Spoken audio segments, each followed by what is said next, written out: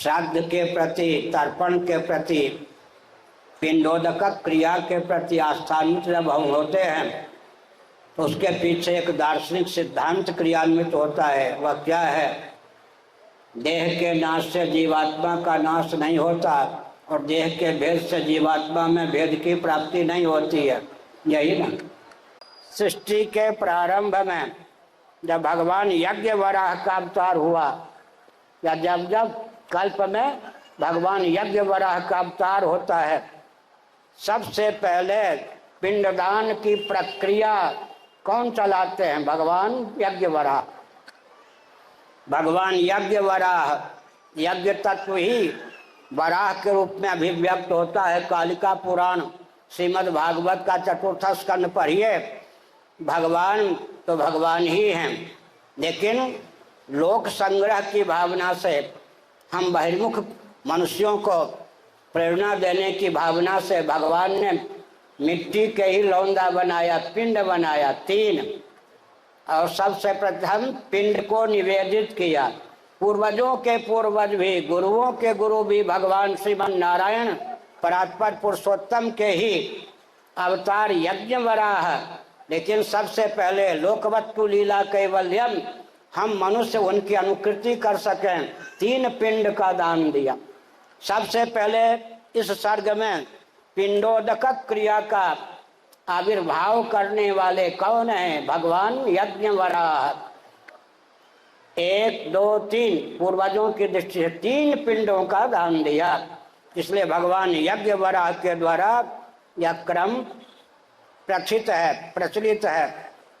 विशेषकर मत्स्य पुराण में पिंडोदक क्रिया किस प्रकार से पितरों को प्राप्त होती है, पितर किस प्रकार तृप्त होते हैं, इसका वर्णन किया गया है। जैसे आजकल एक्सचेंज प्रक्रिया है, जैसे आजकल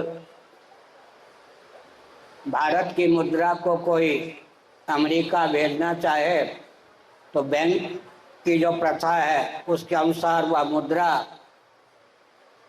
डॉलर के रूप में कन्वर्ट होकर, परिवर्तित होकर उसके व्यक्ति को प्राप्त हो जाती है। ठीक इसी प्रकार से विधि के बल पर, आस्था के बल पर, संबंध के बल पर और सामग्री के बल पर पिंडोदक की पहुँच दिवंगत पितरों को उनके उचित आहार के रूप में प्राप्त होती है।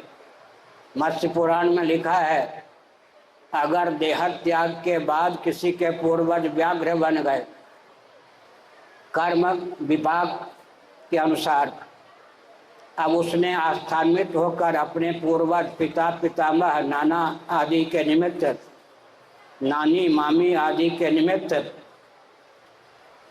श्राद्ध किया, तर्पण किया, तो उस सामग्री का मंत्र योग से, विधि के योग से, भावना के योग से क्या होता है?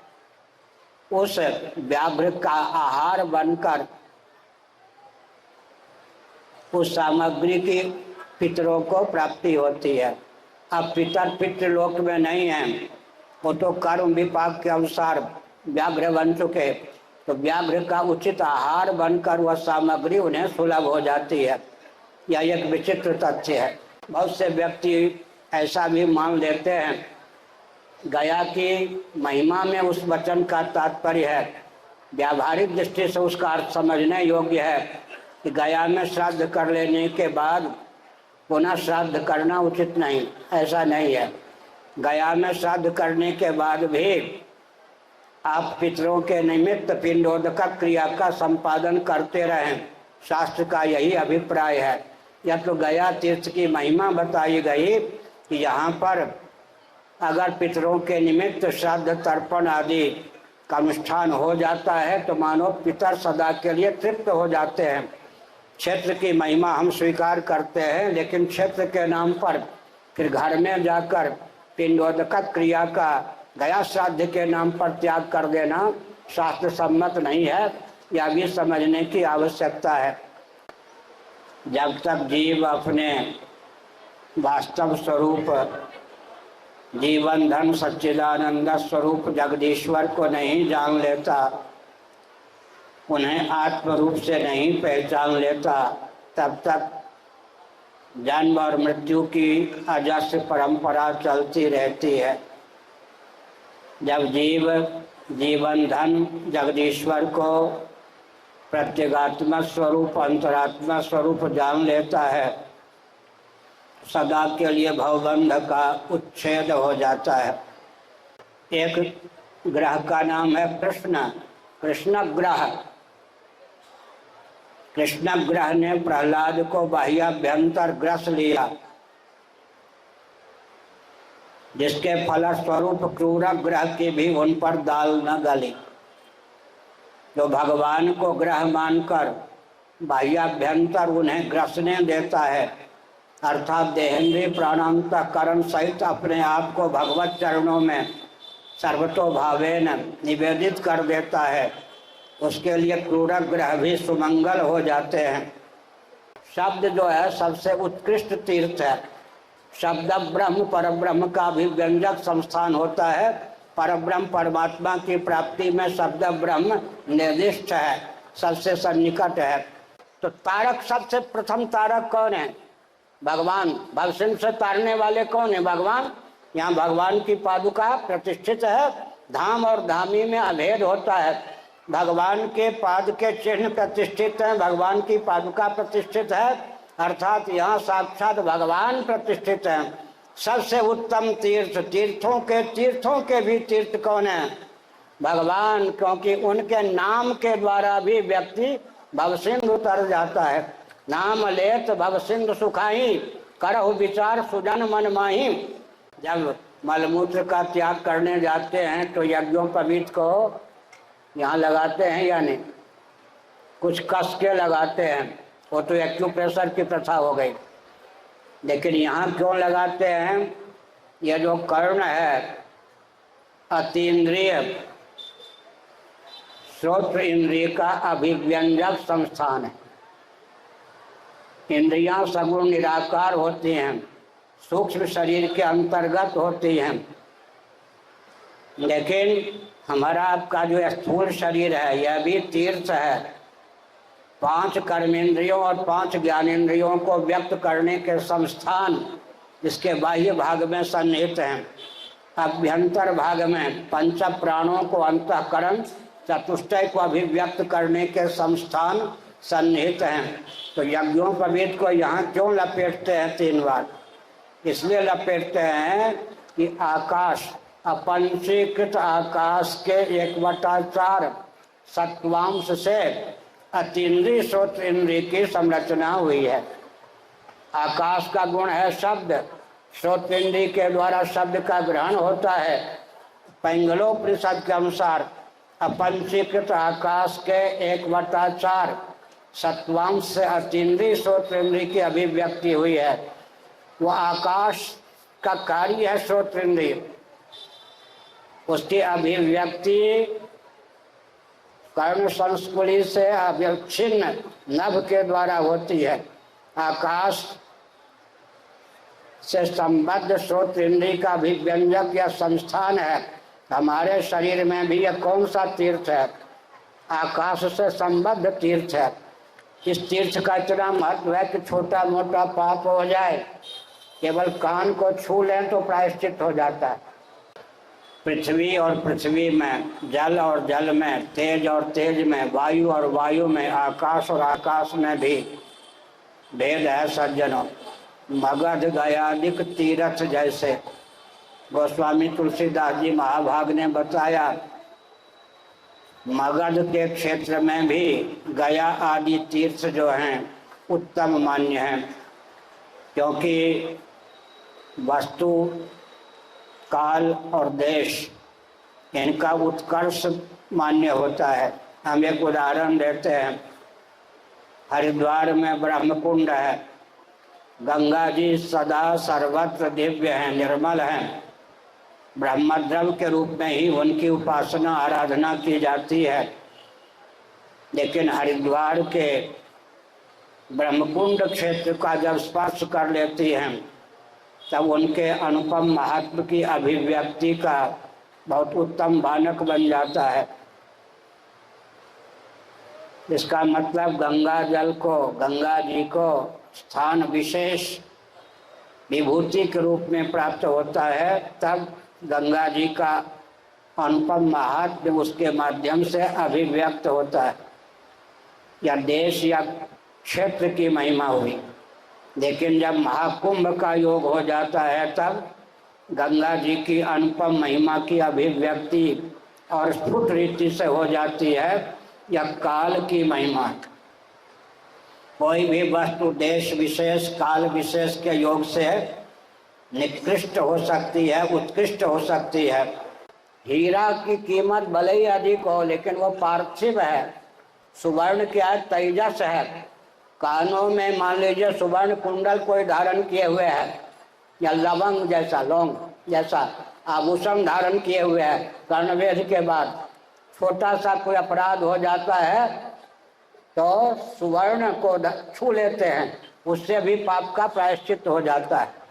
भगवान सूर्य का दर्शन कर लेते हैं, वो तेजस तीर्थ हैं, हिरण्य गर्भात्मक हैं, तो भी पाप का प्रायश्चित हो जाता है। भगवान नमस्ते नारायण अखिल गुरो भगवान नमस्ते। यत्र यत्र रघुनाथ कीर्तनम तत्र तत्र कृतमस्तकाञ्जलिं बाष्पवारि परिपूर्णलोचनं मारुतिं नमत राक्षसान्तकं नामापि ते च मधुरं मधुरं स्वरूपं कर्मापि ते च मधुरं मधुरा स्मृतिश्च बुद्धिं प्रबोधय प्रभो मधुबोधशक्तिं विद्यां प्रयच्छ परमां परिभावयामि।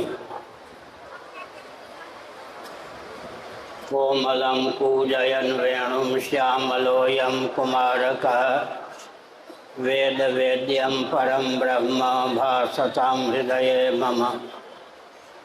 कूजन्तं राम रामेति मधुरं मधुराक्षरम् आरुह्य कविता शाखां वन्दे वाल्मीकि कोकिलं।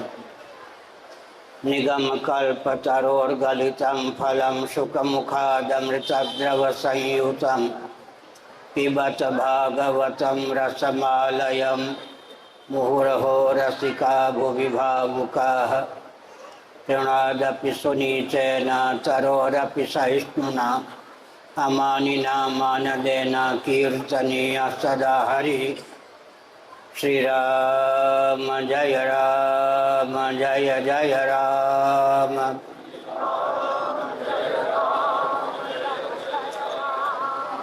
धर्म की अधर्म का प्राणियों में विश्व का गौ माता की गौ हत्या भारत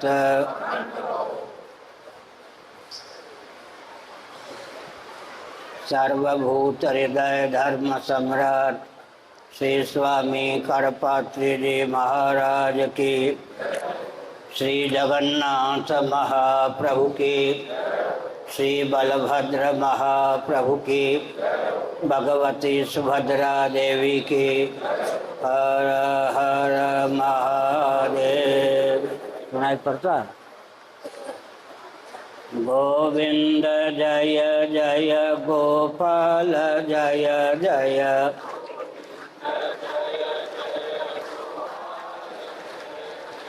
राधा रमण हरे गोविंद जय जय।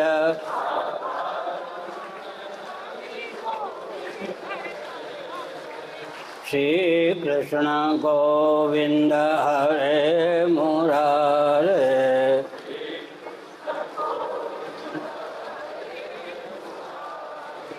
ये नाथ नारायण वासुदेव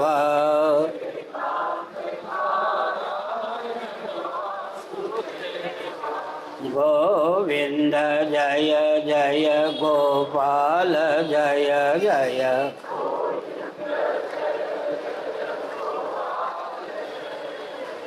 राधा रमण हरे गोविंद जय जय।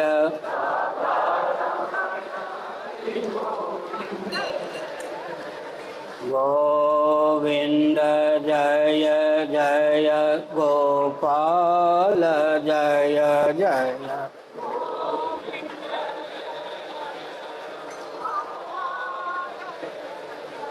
राधा रमण हरे गोविंद जय जय।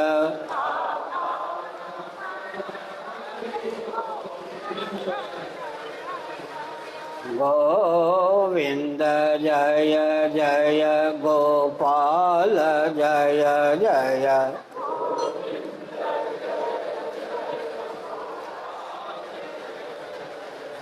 राधा रमण हरे गोविंद जय जय।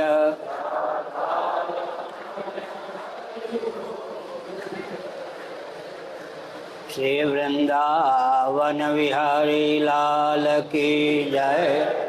नमो महाभ्य शंभो शिव शिव शिव शिव शिव शिव नारायण नारायण नारायण।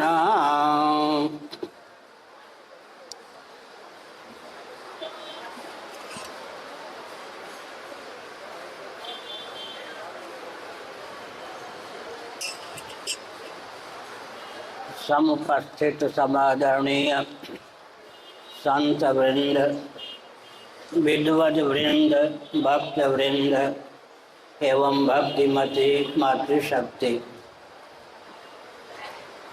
भगवत कृपा से पितृपक्ष में श्री गया धाम आने का सुयोग कई वर्षों से सध रहा है। तैत्तिरीय उपनिषद का उद्घोष है, मातृदेवो भव, पितृदेवो भव, आचार्य देवो भव, अतिथि देवो भव।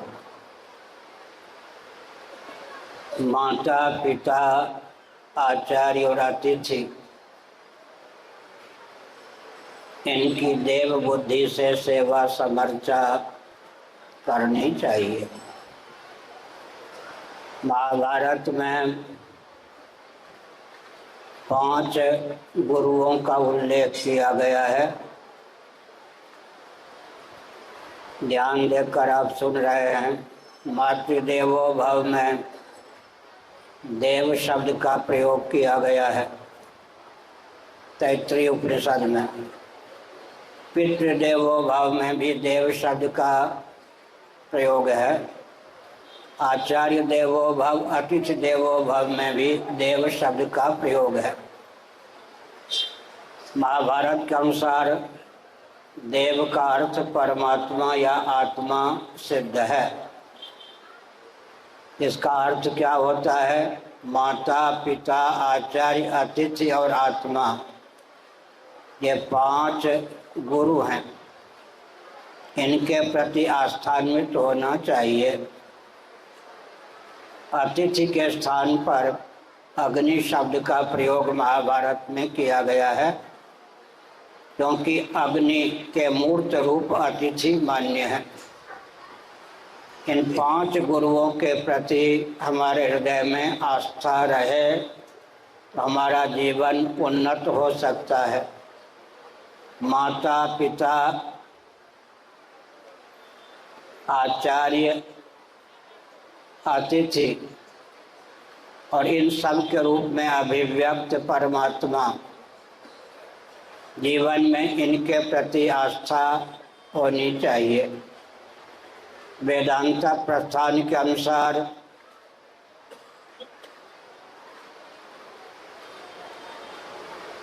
सच्चिदानंद स्वरूप सर्वेश्वर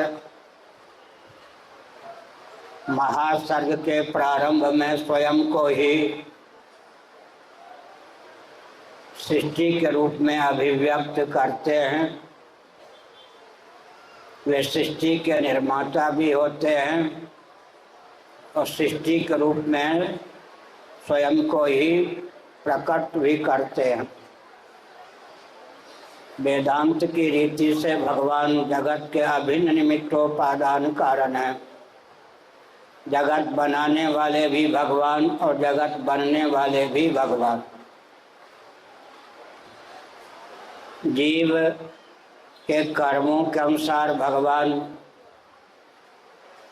उन्हें स्थावर जंगम प्राणी शरीर प्रदान करते रहते हैं। जब तक जीव अपने वास्तव स्वरूप जीवन धन सच्चिदानंद स्वरूप जगदीश्वर को नहीं जान लेता, उन्हें आत्म रूप से नहीं पहचान लेता, तब तक जन्म और मृत्यु की अजस्र परंपरा चलती रहती है।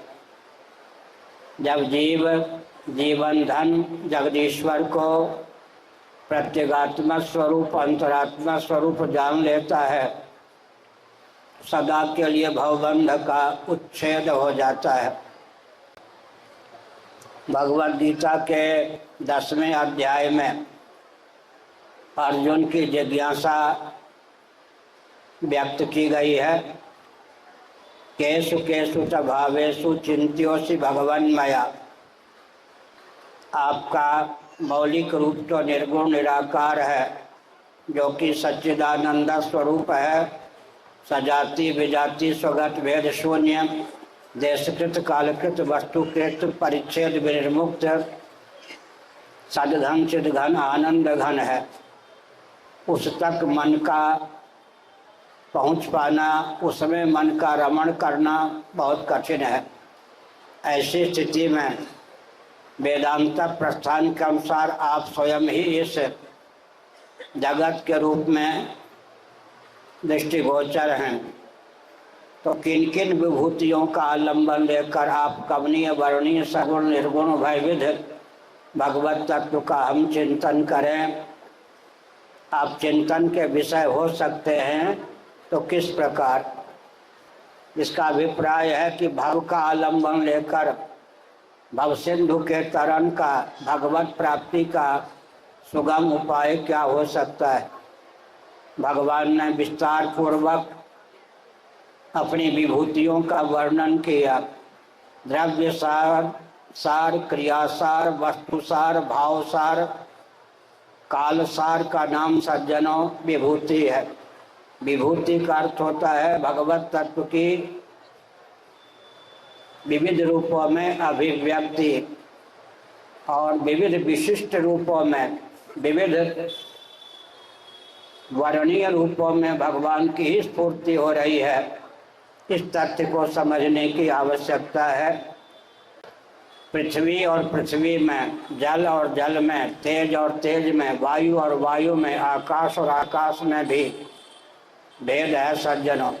मगध गयादिक तीर्थ जैसे गोस्वामी तुलसीदास जी महाभाग ने बताया, मगध के क्षेत्र में भी गया आदि तीर्थ जो हैं उत्तम मान्य हैं, क्योंकि वस्तु, काल और देश इनका उत्कर्ष मान्य होता है। हम एक उदाहरण देते हैं। हरिद्वार में ब्रह्मकुंड है। गंगा जी सदा सर्वत्र दिव्य हैं, निर्मल हैं। ब्रह्मद्रव के रूप में ही उनकी उपासना आराधना की जाती है। लेकिन हरिद्वार के ब्रह्मकुंड क्षेत्र का जब स्पर्श कर लेती हैं, तब उनके अनुपम महात्म की अभिव्यक्ति का बहुत उत्तम बानक बन जाता है। इसका मतलब गंगा जल को, गंगा जी को स्थान विशेष विभूति के रूप में प्राप्त होता है, तब गंगा जी का अनुपम महात्म्य उसके माध्यम से अभिव्यक्त होता है। या देश या क्षेत्र की महिमा हुई। लेकिन जब महाकुंभ का योग हो जाता है, तब गंगा जी की अनुपम महिमा की अभिव्यक्ति और स्फुट रीति से हो जाती है। यह काल की महिमा। कोई भी वस्तु देश विशेष काल विशेष के योग से निकृष्ट हो सकती है, उत्कृष्ट हो सकती है। गोस्वामी तुलसीदास जी महाभाग ने इस तथ्य को अद्भुत रीति से ख्यापित करते हुए कहा, ग्रह भेषज जल पवन पट पायु कुजोग सुजोग हो ही कुवस्तु सुवस्तु जग दखई सुलक्षण लोग। अगर मध्य में बृहस्पति जी विराजमान हैं तो अगल बगल रहने वाले क्रूर ग्रह भी सुमंगल हो जाते हैं। श्रीमद् भागवत में तो एक अद्भुत तथ्य उद्भाषित किया गया है। एक ग्रह का नाम है कृष्ण, कृष्ण ग्रह। कृष्ण ग्रह ने प्रहलाद को बाह्याभ्यंतर ग्रस लिया, जिसके फलस्वरूप क्रूर ग्रह की भी उन पर दाल न गली। जो भगवान को ग्रह मानकर बाह्याभ्यंतर उन्हें ग्रसने देता है, अर्थात देहेंद्रिय प्राणांतकरण सहित अपने आप को भगवत चरणों में सर्वतोभावेन निवेदित कर देता है, उसके लिए क्रूर ग्रह भी सुमंगल हो जाते हैं। हम एक उदाहरण देते हैं। गंगा जी की दिव्यता सर्वत्र तुल्य है, लेकिन जब वह प्रयागराज का स्पर्श करती हैं तो स्थान विशेष या देश विशेष के योग से गंगा जी का अनंत महात्म्य विशेष रूप से उद्भाषित होता है। फिर यमुना जी का भी महत्व बहुत है। वो यमुना जी गंगा जी में विलीन हो जाती हैं तो वस्तुअंतर के योग से गंगा जी का अद्भुत महात्म्य और स्फुट रीति से व्यक्त होता है। फिर मौनी अमावस्या, कुंभ का पर्व, बसंत पंचमी, माघ की पूर्णिमा, मकर संक्रांति, ये सब जो दिव्य काल हैं उनका योग हो जाता है तो गंगा जी का और अद्भुत महत्व स्फुट रीति से व्यक्त होता है। यह गया धाम है। यहाँ पर साक्षात भगवान श्री विष्णु की पादुका का हमको दिव्य चक्षु भावित चर्म चक्षु के द्वारा दर्शन होता है। यह भगवत धाम है। थोड़ा धाम तत्व पर विचार कीजिए। जब हम शयन करते हैं तो बिस्तर हमारा धाम बन जाता है, जब हम बैठते हैं तो आसन हमारा धाम बन जाता है, जब हम कहीं चलने के लिए खड़ाऊ पहनते हैं और खड़े हो जाते हैं, पादुका को हम धाम बना लेते हैं। कहीं बिस्तर के रूप में, कहीं आसन के रूप में, कहीं पादुका के रूप में धाम की अभिव्यक्ति होती है।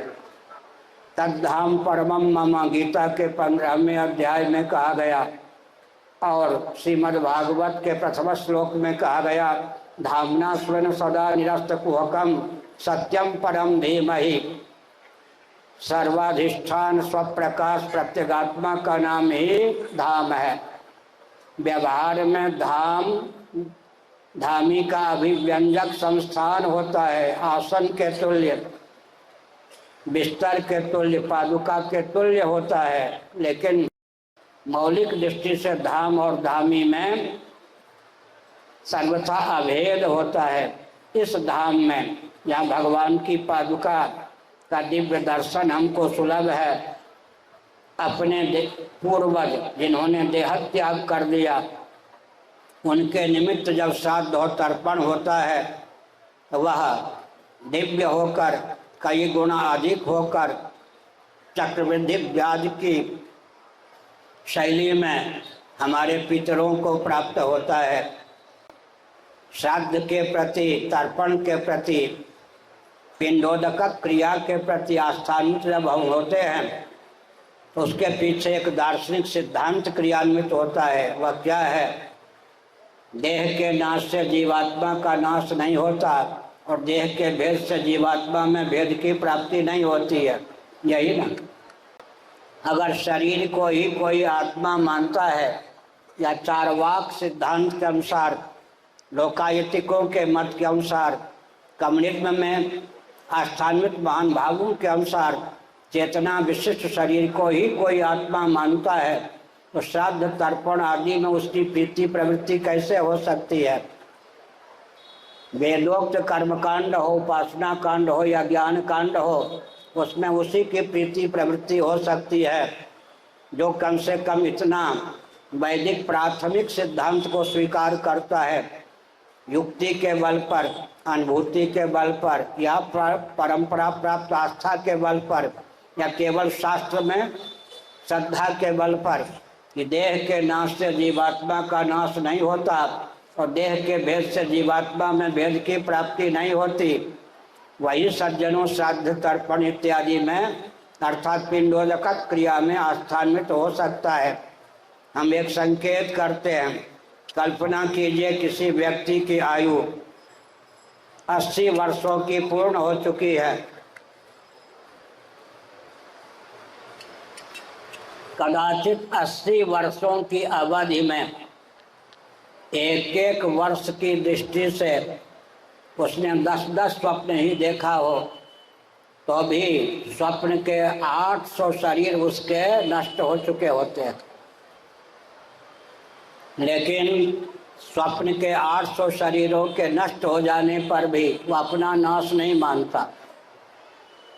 शरीर की संख्या 800 हो जाने पर भी स्वयं को 800 न मानकर एक ही मानता है। केवल इस दृष्टांत के बल पर डंके की चोट से यह तथ्य ख्यापित होता है कि देह के नाश से जीवात्मा का नाश नहीं होता और देह के भेद से जीवात्मा में भेद की प्राप्ति नहीं होती है। हम एक संकेत करते हैं। श्राद्ध का महत्व जानना हो, क्षेत्रीय महात्म्य सूचक पुस्तकें यहाँ हिंदी अनुवाद सहित प्राप्त हैं, उनको पढ़िए।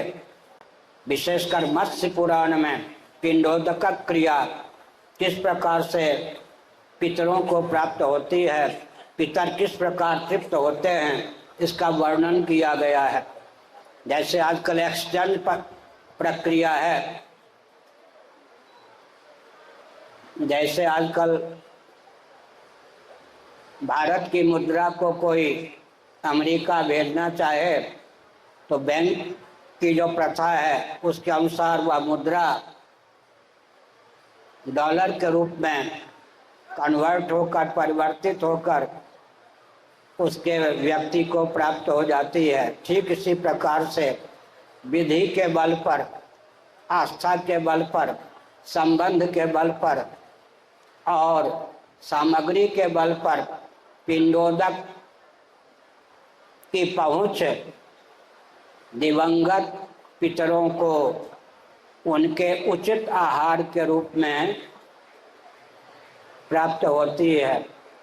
मत्स्य पुराण में लिखा है, अगर देह त्याग के बाद किसी के पूर्वज व्याघ्र बन गए कर्म विभाग के अनुसार, अब उसने आस्थान्वित होकर अपने पूर्वज पिता, पितामह, नाना आदि के निमित्त, नानी, मामी आदि के निमित्त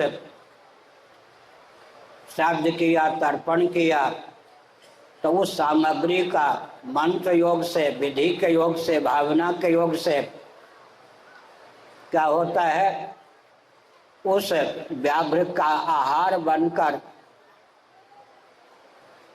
उस सामग्री की पितरों को प्राप्ति होती है। अब पितर पितृलोक में नहीं हैं, वो तो कर्म विपाक के अनुसार व्याघ्र बन चुके, तो व्याघ्र का उचित आहार बनकर वह सामग्री उन्हें सुलभ हो जाती है। यह एक विचित्र तथ्य है। छांदोग्य उपनिषद में इस तथ्य को उद्भाषित किया गया है। भगवान शंकराचार्य महाभाग ने भाष्य में इस तथ्य को बृहद रूप से उद्घोषित किया। किसी ने अपने जीवन काल में इतना पुण्य अर्जित कर लिया तो उसे दूसरे के द्वारा पिंडोदक क्रिया की प्राप्ति नहीं भी हुई तो भी अपने पुण्य के बल पर ही वह स्वर्ग में अधिक समय तक टिका रह सकता है। लेकिन जिसके पुण्य की पूंजी कम है और यहाँ पिंडोदक क्रिया को संपादित करने वाले आस्थान्वित उत्तराधिकारी पुत्र पौत्र आदि नहीं हैं, उसकी स्वर्ग से कम समय में ही च्युति हो जाएगी। ऐसी स्थिति में पिंडोदक क्रिया के प्रति आस्थान्वित होकर श्राद्ध तर्पण आदि से विमुख नहीं होना चाहिए। बहुत से व्यक्ति ऐसा भी मान लेते हैं गया की महिमा में उस वचन का तात्पर्य है, व्यावहारिक दृष्टि से उसका अर्थ समझने योग्य है कि गया में श्राद्ध कर लेने के बाद पुनः श्राद्ध करना उचित नहीं, ऐसा नहीं है। गया में श्राद्ध करने के बाद भी आप पितरों के निमित्त पिंडोदक क्रिया का संपादन करते रहें, शास्त्र का यही अभिप्राय है। यह तो गया तीर्थ की महिमा बताई गई कि यहाँ पर अगर पितरों के निमित्त श्राद्ध तर्पण आदि का अनुष्ठान हो जाता है तो मानो पितर सदा के लिए तृप्त हो जाते हैं। क्षेत्र की महिमा हम स्वीकार करते हैं, लेकिन क्षेत्र के नाम पर फिर घर में जाकर पिंडोदक क्रिया का गया श्राद्ध के नाम पर त्याग कर देना शास्त्र सम्मत नहीं है, यह भी समझने की आवश्यकता है। कोई तीर्थ पृथ्वी प्रधान, कोई जल प्रधान, कोई तेज प्रधान, कोई वायु प्रधान, कोई आकाश प्रधान। बृहद भारत में और अभी जो हमको भारत प्राप्त है उसमें भी तीर्थों में भी अवान्तर भेद है। कोई तीर्थ पृथ्वी की प्रधानता से, प्रायः तीर्थ पृथ्वी और जल दोनों के योग से सिद्ध होते हैं। यहाँ भी फल्गु नदी है, अंतःसलिला फल्गु नदी अभी महानुभाव ने बताया। तो पृथ्वी और जल में दिव्यता के योग से यहाँ की महिमा है और भगवान विष्णु के पादारविंद यहाँ चिन्हित हैं, प्रतिष्ठित हैं। इस दृष्टि से स्थान का बहुत महत्व है। कोई कोई तीर्थ तेज प्रधान, जैसे ज्वालामुखी आदि में तेज की प्रधानता है। गुरुवायुर आदि दक्षिण में तीर्थ है। कोई तीर्थ वायु प्रधान, चिदम्बरम तो चिदाकाश प्रधान। कोई कोई तीर्थ आकाश प्रधान भी होते हैं। और शब्द ब्रह्म पर ब्रह्म का भी व्यंजक संस्थान है। श्रीमद् भागवत आदि के श्रवण से भी, मूल पाठ के श्रवण से भी पितरों का परम उद्धार होता है। श्रीमद् भागवत के महात्म्य के अनुसार धुंधकारी का परम कल्याण श्रीमद् भागवत के श्रवण से हुआ। शब्द जो है सबसे उत्कृष्ट तीर्थ है। शब्द ब्रह्म पर ब्रह्म का भी व्यंजक संस्थान होता है। परब्रह्म परमात्मा की प्राप्ति में शब्द ब्रह्म निर्दिष्ट है, सबसे सन्निकट है। कर्मकांड की बात हम लोगों के जीवन में भी आज कुछ शेष रह गई है। वो बात क्या है? जब मलमूत्र का त्याग करने जाते हैं तो यज्ञोपवीत को यहाँ लगाते हैं या नहीं? कुछ कस के लगाते हैं। वो तो एक्यूप्रेशर की प्रथा हो गई, लेकिन यहाँ क्यों लगाते हैं? यह जो कर्ण है अतीन्द्रिय श्रोत्र इंद्रिय का अभिव्यंजक संस्थान है। इंद्रियां सगुण निराकार होती हैं, सूक्ष्म शरीर के अंतर्गत होती हैं, लेकिन हमारा आपका जो स्थूल शरीर है यह भी तीर्थ है। 5 कर्मेंद्रियों और 5 ज्ञानेंद्रियों को व्यक्त करने के संस्थान इसके बाह्य भाग में सन्निहित हैं। अभ्यंतर भाग में पंच प्राणों को अंतःकरण चतुष्टय को अभिव्यक्त करने के संस्थान सन्निहित हैं। तो यज्ञोपवीत को यहाँ क्यों लपेटते हैं 3 बार? इसलिए लपेटते हैं कि आकाश, अपंचीकृत आकाश के 1/4 सत्वांश से अतीन्द्रिय श्रोत्र इंद्रिय की संरचना हुई है। आकाश का गुण है शब्द, श्रोत्र इंद्रिय के द्वारा शब्द का ग्रहण होता है। पैंगलोपनिषद के अनुसार अपंचीकृत आकाश के 1/4 सत्वांश से अतीन्द्रिय श्रोत्र इंद्रिय की अभिव्यक्ति हुई है। वो आकाश का कार्य है श्रोत्र इंद्रिय, उसकी अभिव्यक्ति कर्ण संस्कुली से अव्यवच्छिन्न नभ के द्वारा होती है। आकाश से संबद्ध श्रोत्र इंद्रिय का भी व्यंजक या संस्थान है। हमारे शरीर में भी यह कौन सा तीर्थ है? आकाश से संबद्ध तीर्थ है। इस तीर्थ का इतना महत्व है कि छोटा मोटा पाप हो जाए, केवल कान को छू लें तो प्रायश्चित हो जाता है। इसी का दूषित उपयोग आप जैसे वरिष्ठ नहीं, कनिष्ठ अध्यापकों ने किया, कान गरम करो। वो नहीं ये समझ पाए कि कान छूते क्यों है।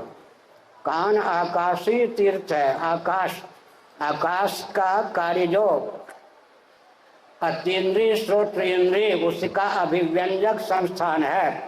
आकाश से संबद्ध तीर्थ होने के कारण इसका स्पर्श कर लेने पर पापों का क्षय हो जाता है। नहीं तो यज्ञों पर भी दिन में 12 बार बदलने पड़े। यज्ञों पर भी दिन में 12 बार मलमूत्र का त्याग करने पर भी नहीं बदलते। क्यों? आकाश से संलग्न हो गया। सुवर्ण धातु जानते हैं, देवियां आज भी कुछ स्वर्ण आभूषण धारण करती हैं। वो कौन है? सुवर्ण धातु क्या है? न्याय प्रस्थान वेदांत प्रस्थान के अनुसार तेजस है सोना। खंडन खंड खाद्य वेदांत का बहुत ऊंचा ग्रंथ है, उसके अनुसार सोना तेजस है, तेज का परिष्कृत स्वरूप है। और हीरा पार्थिव है, कोयले का कार्बन का परिष्कृत स्वरूप है हीरा। हीरा की कीमत भले ही अधिक हो लेकिन वो पार्थिव है। सुवर्ण क्या है? तेजस है। कानों में मान लीजिए सुवर्ण कुंडल कोई धारण किए हुए है, या लवंग जैसा लौंग जैसा आभूषण धारण किए हुए है, कर्णवेध के बाद छोटा सा कोई अपराध हो जाता है तो सुवर्ण को छू लेते हैं, उससे भी पाप का प्रायश्चित हो जाता है। भगवान सूर्य का दर्शन कर लेते हैं, वो तेजस तीर्थ हैं, हिरण्य गर्भात्मक हैं, तो भी पाप का प्रायश्चित हो जाता है। हमारे आपके शरीर में भी सब प्रकार के तीर्थ हैं। उदाहरण के लिए मन है, मन भी तीर्थ है। क्यों? मन के द्वारा चंद्रमा की अभिव्यक्ति होती है। चंद्रमा कौन है? मन के देवता। बुद्धि भी तीर्थ है, बहुत सूक्ष्म तीर्थ है बुद्धि। बुद्धि के द्वारा हिरण्यगर्भ ब्रह्मा की अभिव्यक्ति होती है। चित्त भी तीर्थ है, उसके द्वारा क्षेत्रज्ञ या वासुदेव की अभिव्यक्ति होती है। अहंकार भी तीर्थ है, क्योंकि उसके द्वारा भगवान रुद्र या शिव की अभिव्यक्ति होती है। हाथ भी तीर्थ है, हाथ के देवता कौन है? वज्रपाण इंद्र। ये पाँव भी तीर्थ है सज्जनों, सूत संहिता के अनुसार बोल रहा हूँ। इसके देवता कौन है? वामन उपेंद्र। हमारा पूरा शरीर ही तीर्थ है। इस तीर्थ के द्वारा तीर्थ की अभिव्यक्ति होती है। स्थूल शरीर के द्वारा, जैसा कि मैंने 5-7 मिनट पहले बताया, समग्र सूक्ष्म शरीर की अभिव्यक्ति होती है। स्थूल शरीर के बाह्य हिस्से में पंच कर्मेंद्रियों को, पंच ज्ञानेंद्रियों को व्यक्त करने के संस्थान है। अभ्यंतर हिस्से में प्राणों को, अंतःकरण को व्यक्त करने के संस्थान है। सूक्ष्म शरीर क्या है? स्थूल शरीर तीर्थ है, उसके द्वारा सूक्ष्म शरीर रूप तीर्थ की अभिव्यक्ति होती है। फिर तीर्थ के द्वारा महातीर्थ की अभिव्यक्ति। सूक्ष्म शरीर कारण शरीर का अभिव्यंजक संस्थान है। कारण शरीर भी तीर्थ है, उसके द्वारा जीव तीर्थों को तीर्थी कुर्वंत तीर्थानि, तीर्थों को तीर्थ बनाने वाला जीव, जिसके बिना जीवन की कल्पना नहीं कर सकते, कारण शरीर के द्वारा उसकी अभिव्यक्ति होती है। जीव भी तीर्थ है, क्योंकि उसके द्वारा सबके तारक, तीर्थ माने तारक, तारक ब्रह्म है, यानी राम नाम ओम। श्रीमद् भागवत भी तीर्थ है, क्योंकि तारक ब्रह्म ओम राम नाम की व्याख्या है। तो तारक, सबसे प्रथम तारक कौन है? भगवान। भवसिंह से तारने वाले कौन है? भगवान। यहाँ भगवान की पादुका प्रतिष्ठित है। धाम और धामी में अभेद होता है। भगवान के पाद के चिन्ह प्रतिष्ठित है, भगवान की पादुका प्रतिष्ठित है, अर्थात यहाँ साक्षात भगवान प्रतिष्ठित है। सबसे उत्तम तीर्थ, तीर्थों के भी तीर्थ कौन है? भगवान, क्योंकि उनके नाम के द्वारा भी व्यक्ति भवसिंधु तर जाता है। नाम लेत भवसिंधु सुखाई, करहु विचार सुजन मन माही। नाम, इसका 2 प्रकार से अर्थ होता है। नाम लेते लेते लेते लेते भवसिंधु तरा जा सकता है। एक अर्थ होता है नाम लेत, नाम लेते ही भवसिंधु तर जाता है। कौन सी प्रक्रिया आपको चाहिए? नाम लेते लेते लेते लेते भवसिंधु तरा जा सकता है, और नाम लेते ही भवसिंधु तरा जा सकता है, दोनों प्रक्रिया है। उदाहरण के लिए मरुमरीचिका, मरुस्थल में नदी का जल का अपार जल राशि का विभ्रम हो गया हो, अगर कोई सुना दे यह मरुस्थल है, मरुजल जिसको तुम जल समझते हो, ये जल नहीं, या तो मरुस्थल है। मरुस्थल का नाम सुनते ही बिना यांत्रिक मानसिक तांत्रिक विधा का अवलंबन लिए अपार जल राशि सूख जाती है या नहीं? रस, अरे भाई तुम लोग अच्छा है, तीर्थ में आए तो हो। मैं नहीं, तीर्थ में आए हैं, सब भगवान ही है। हमने क्या संकेत किया?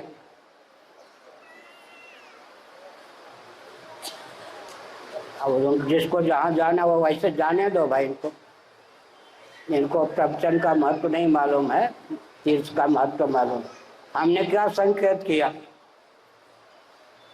हमने यह संकेत किया सज्जनों की रस्सी है, मंद अंधकार में निपटित खंड में किसी को सर्प बुद्धि हो जाती है, वहां रस्सी विद्यमान है या नहीं?